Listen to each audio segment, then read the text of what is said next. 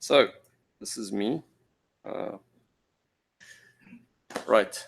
So I've been out of networking for a little bit. My day job is involved building services in the cloud. So yesterday I was thinking, let's see if we can run Faucet in Google Kubernetes Engine. I think it kind of scores pretty high on the buzzword count. So the objective is to see, can we run it, and how does it interact with the load balancer? What the hell is Kubernetes? It's probably that thing that your CIO is asking you to write a strategy for because they heard about it. I like this tweet. This is pretty good.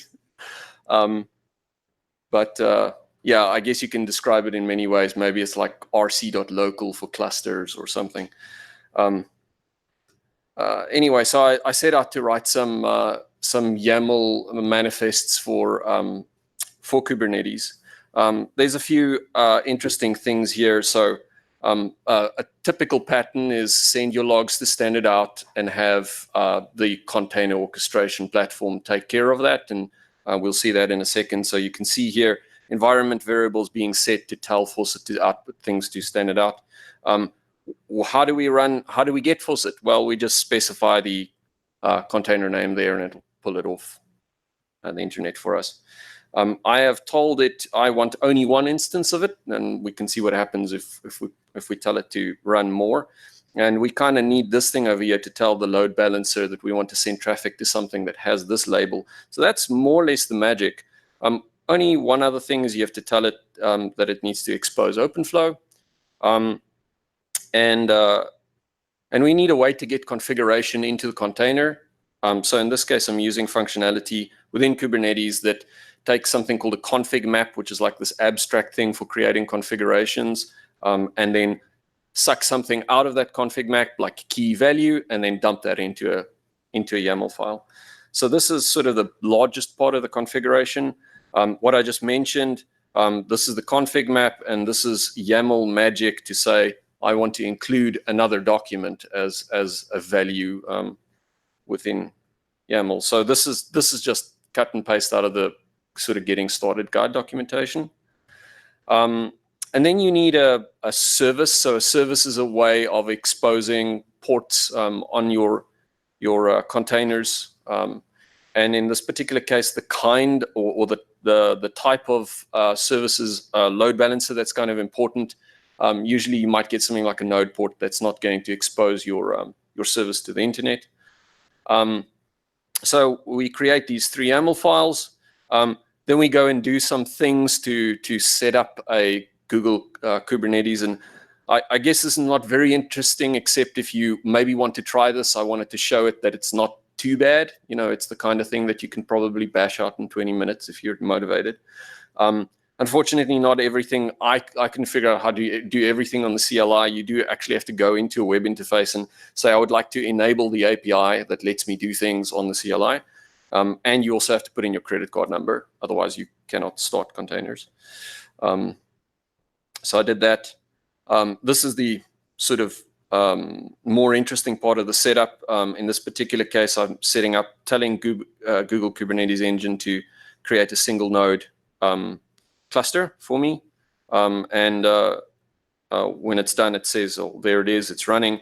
And by the time you can run kubectl, you're kind of out of the Google Cloud specific stuff, more or less. Kubectl is the tool that you use to interact with Kubernetes. So kubectl create, you can pipe something into standard in, or you can tell it go and suck this YAML or JSON out of a file and go and do something. Tell Kubernetes what you want. And so this is us just basically taking the 3 different files and creating resources. So once you do that, you can ask Kubernetes to tell you, have you started my containers? Pods are kind of containers approximately. You can have more than one container running in a pod, and they kind of share some namespaces, but not others. But for the purpose of this talk, you can kind of assume it's a container. In this case, you can see status container creating 11 seconds ago. So I kind of created the manifest and then ran it, and then didn't rerun it before I asked for the container's logs. So this is the way of saying I actually want to see the logs that are coming out of standard out or standard error for that particular container. And Kubernetes has run Faucet, which is pretty cool. So how do I connect my data plane to this instance? I think the thing that tells you in Kubernetes what the service is, the endpoint is in the service is this thing. You describe the service. In this particular case, it's telling us something that's not very useful. These are kind of the internal IP addresses within the virtual machines in GKE. And what we actually want to see is the external address on the load balancer service, which is a kind of Google Kubernetes Engine specific implementation. And so I got Jerry help me figure this out. There's a gcloud specific command that tells you what the IP address is, and you can see here's the IP address. And then there's an even more detailed thing that will tell you its port range, one port to the same port. So that's the OpenFlow port, which is what we put in the manifest. And so I cut and paste the example out of the documentation and just change the controller port here. So you just tell it, well, this is on the internet now. And follow the logs some more. You can see the data plane connecting. And use Brad's little namespace helper thingy. I guess I could have done Mininet. Sorry. And yep, we can ping things. I don't know if this is an interesting number, 600 milliseconds. I don't know if you could tell the difference between that being a controller that's local or somewhere in a data center in Google's data centers. But yeah, they can ping each other. So this is really like the hello world, I guess, of doing this. If you were serious about doing this, you would want to specify resource requests and limits. Certainly, if you want to run many controllers and you don't want them to get out of memory killed by the Linux kernel, you would want to say, I need a gig of RAM or whatever. I don't know what that is, so that's an interesting question, is how much RAM do we need? How does it scale? Is it some function of the number of DPs? Is it O, N, or is it some constant or something?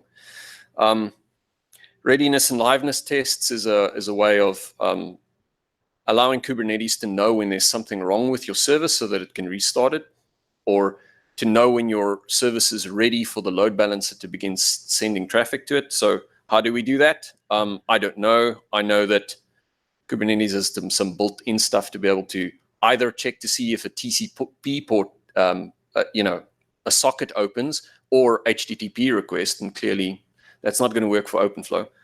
So that. Yeah. And I guess that's something that's missing from the slide is that, Prometheus and in fact, the manifest that I have in the little GitHub repo that has these example has the little section in the manifest that says I'd also like to expose the Prometheus port. I cut that out because the YAML didn't fit on the slide. But yeah, and so there's that, there's Gauge, there's a whole bunch of stuff that, you might want to put in here. What